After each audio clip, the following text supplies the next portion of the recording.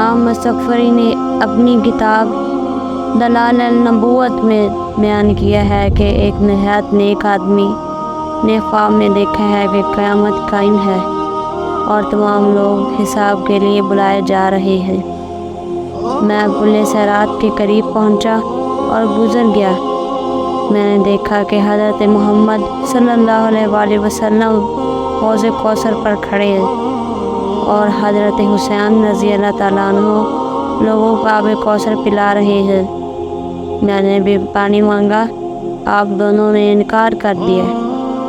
پس میں حضرت محمد رسول صلی اللہ علیہ وآلہ وسلم کی خدمت میں حاضر ہوا اور عرض کیا کہ انہوں نے مجھے آب کوثر نہیں پلایا۔ آپ صلی اللہ علیہ وآلہ وسلم نے ارشاد فرما دیجئے کہ وہ مجھے پانی پلائیں۔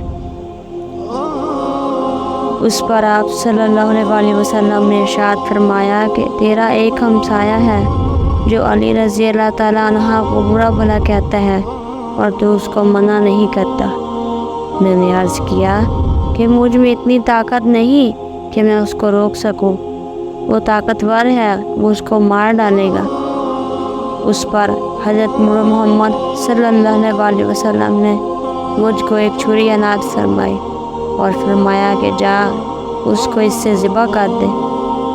میں نے خواب میں اس کو ذبح کر ڈالا اور حضور صلی اللہ علیہ وسلم کی خدمت میں حاضر ہو کر عرض کیا کہ میں نے اس کو قتل کر ڈالا ہے۔ تب آپ صلی اللہ علیہ وسلم نے حضرت سیدنا حسن رضی اللہ تعالیٰ عنہ سے فرمایا کہ اس کو پانی پلا دو۔